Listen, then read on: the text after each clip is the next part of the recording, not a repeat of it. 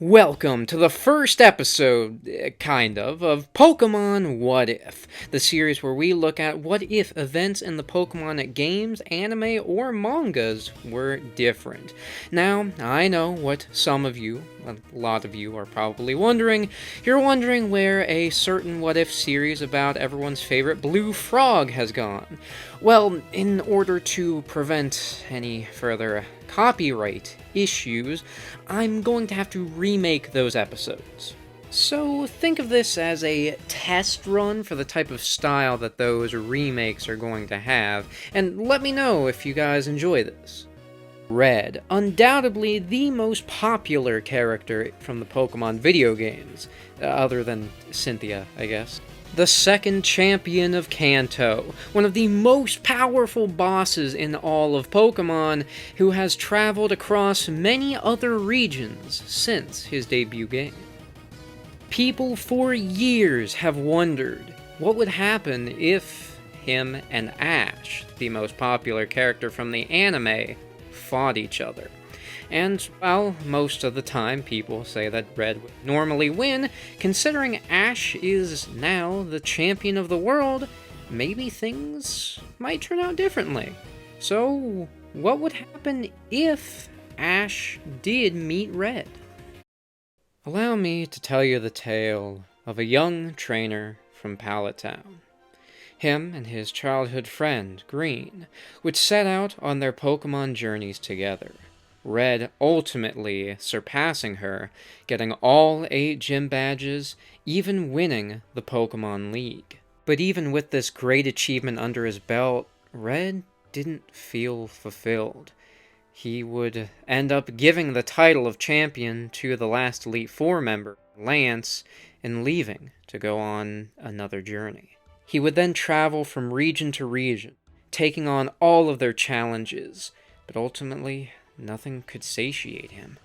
It got to the point where he would stop giving his Pokemon commands altogether and lose battles, because if he didn't feel accomplished by winning, why even bother? However, he was hopeful when he arrived in the Galar region and participated in the very first Pokemon World Coronation Tournament. He made it to the finals and fought Leon, the undefeated champion. However, once again, Red felt that emptiness, and ultimately threw the match. That look in your eye, I know what that's like.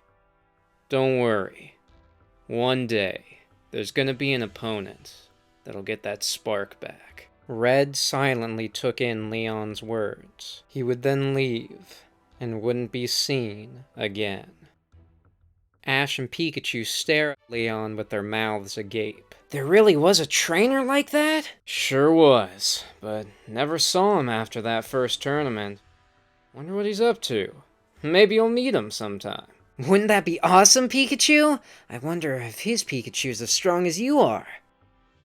Ash returns home from the PWC after saying goodbye to Go and Chloe. He then sees there's a letter addressed to him. As he opens it, it's a letter of challenge, asking for him to go up to the top of Mount Silver with the Pokémon that helped him become a world champion. He does so, though not expecting it to be nearly as cold as it was.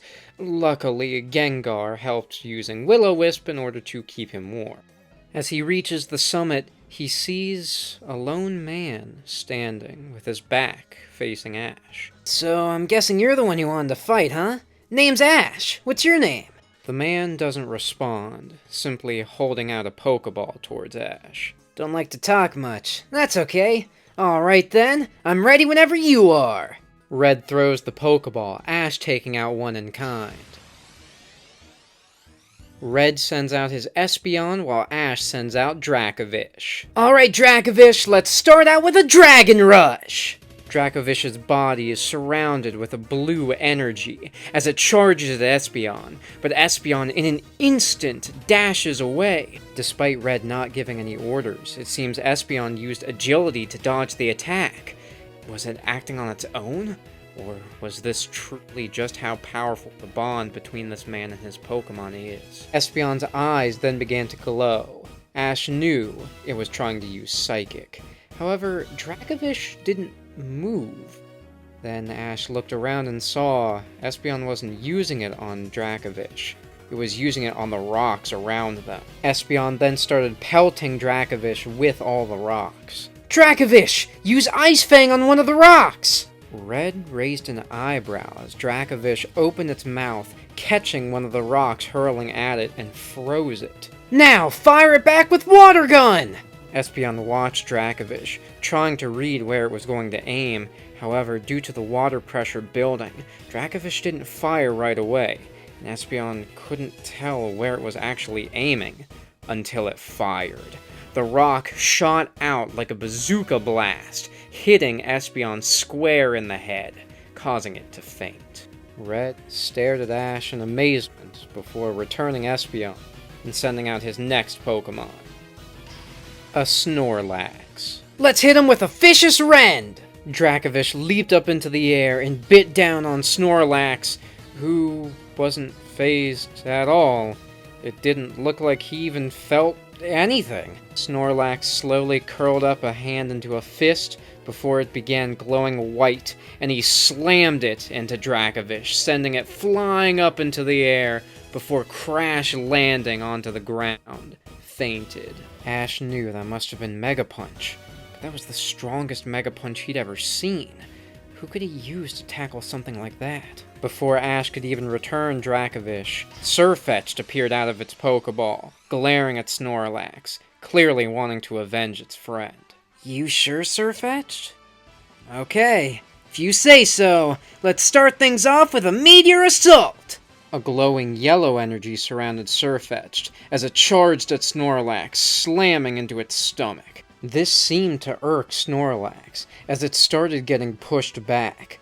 Still not saying a word, Red looked at Snorlax, who then began Mega Punching again, though a flurry of them this time. Hang in there, Sirfetch'd! Use Fury Cutter to deflect it! Sirfetch'd began blocking the punches with its shield and trying to fight back using Fury Cutter, its leak deflecting as many punches as it could while it blocked the rest. It began making headway, however, as it began slashing faster and faster, Snorlax unable to keep up with it as it began getting slashed at by the leak sword. Red, for the first time in this battle, opens his mouth. Hyper Beam!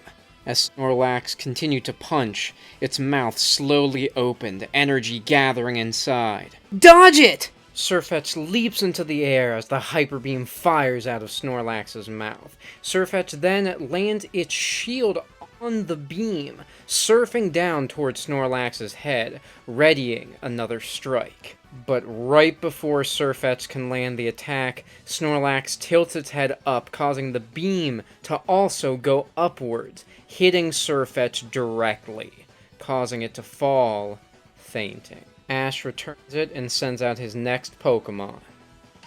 Lucario. Lucario, get in close and use Bullet Punch! Lucario dashes in and begins throwing a flurry of punches at Snorlax. Snorlax returns it in kind with its flurry of Mega Punches. Aura began flowing from Lucario as its punches started getting faster and faster. Before long, Snorlax started taking hits. Enraged, it slammed its body into Lucario, knocking it across the ground. This was high horsepower. Ash knew this was super effective, but he also saw that more aura was flowing out of Lucario. Hang in there, Lucario! Go in for another Bullet Punch! Red wasn't quite sure what Ash was up to, but he wasn't going to wait to find out. He nodded to Snorlax as it began charging for another high horsepower. Lucario saw Snorlax coming, but dashed in undeterred and began using Bullet Punch once again. The aura started transferring from its body into its fists. Now use Aura Sphere! Still frantically punching, the aura that had transferred over to Lucario's fists transform into Aura Spheres, as it launches a volley of them at the approaching Snorlax. While Snorlax does ram into Lucario, sending it flying once again, the Aura Spheres do hit, causing Snorlax to faint. Red then believes it's time. He sends out his own ace, Charizard. Alright, Lucario, let's show him our full power! Ash activates his keystone as light emits from it going into Lucario. A bright light envelops the area as Lucario Mega evolves. Red's eyes widen. It's been such a long time since he saw a Mega evolution. Reminds him of when he first went to Kalos, and he learned from Master Gurkhan how to Mega evolve his Charizard. Red knows he can't mess around now, so once again, he actually speaks. Blast Burn! Let's give him a full Aura Sphere! Charizard flies up in the air as it begins to charge its attack. Lucario stands on the ground, charging its own. A gigantic Aura Sphere is then thrown at Charizard right as Blast Burn fires out. The two attacks collide and seem to be an equal match.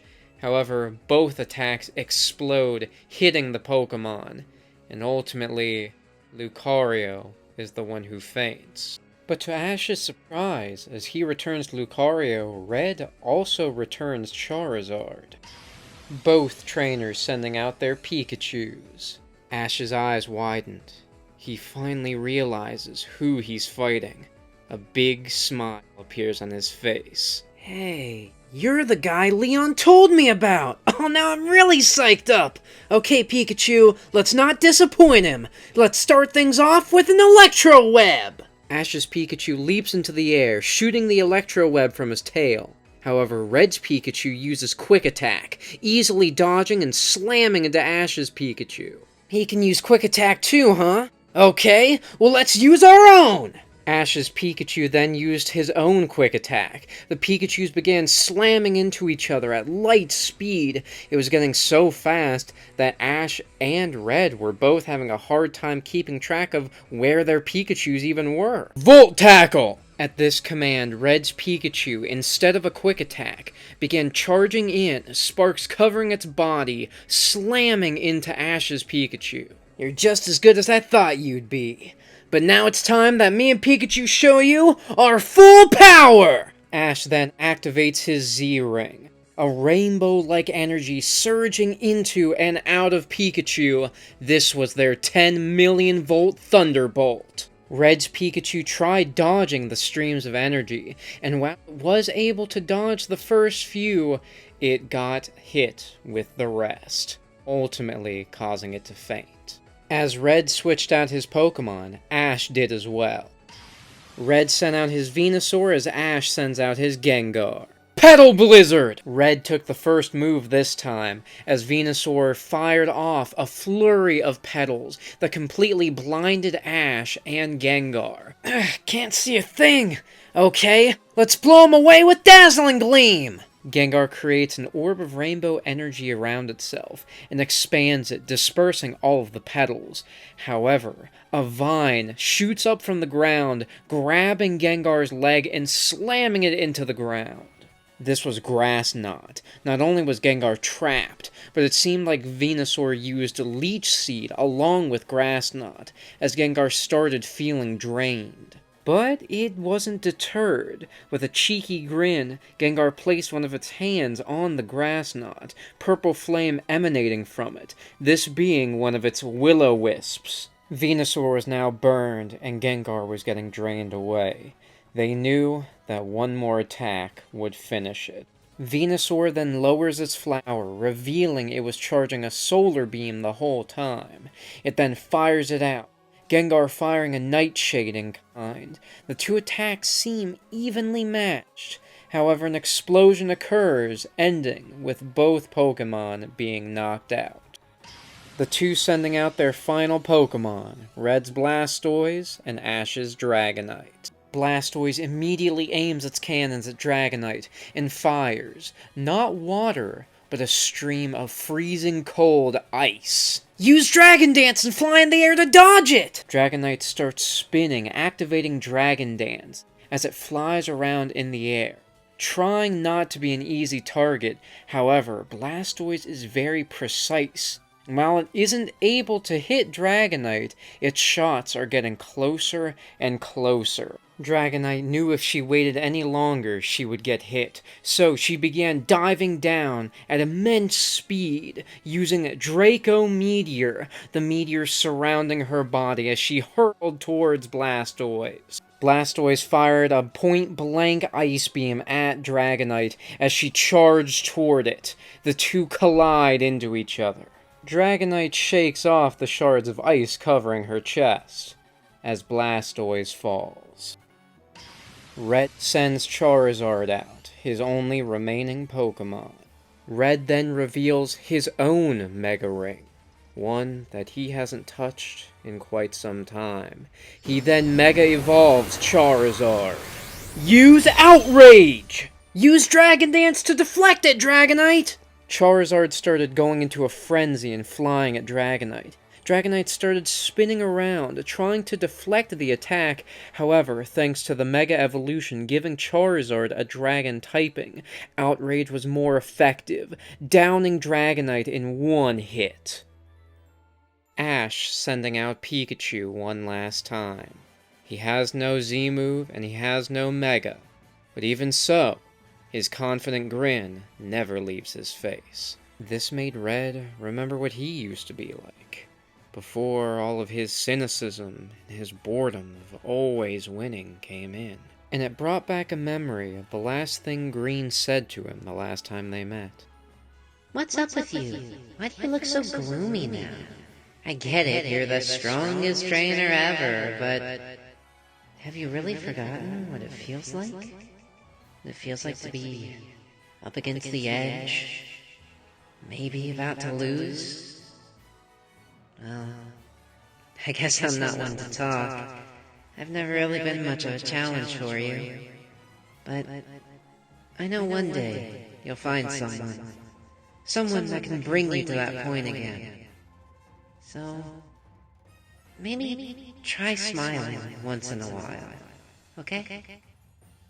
An explosive yellow aura with black electricity starts swirling around Pikachu. Let's show him everything we learned from all of our adventures! Pikachu, Thunderbolt! Red, with an actual smile on his face, points at Pikachu. Blast Burn! The two attacks collide in a blinding white light.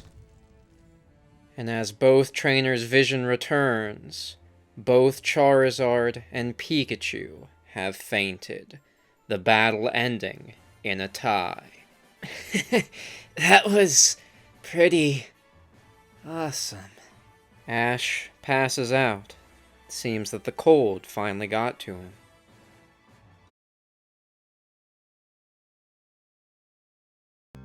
He awakes in a Pokémon Center, a blanket covering him. He looks at Pikachu, who has also been healed. Nurse Joy rushes over to him.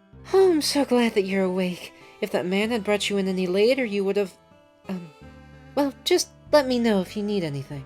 As she turns to leave, she turns back. I almost forgot. He left this for you. She hands him a letter. That battle was unlike anything I'd ever experienced in a very long time. I don't talk much, but consider this my thanks. And I'm hoping that I can battle you again, World Champion. Also, I didn't answer you at the start of our match. The name's Red. Ash looks excitedly at Pikachu. Guess we still got a ways to go, huh? But I can't wait to battle him again someday. And that was What If Ash Met Red. This video has actually been in the works for a while, even back when I was still working on the What If Ash Kept Greninja videos.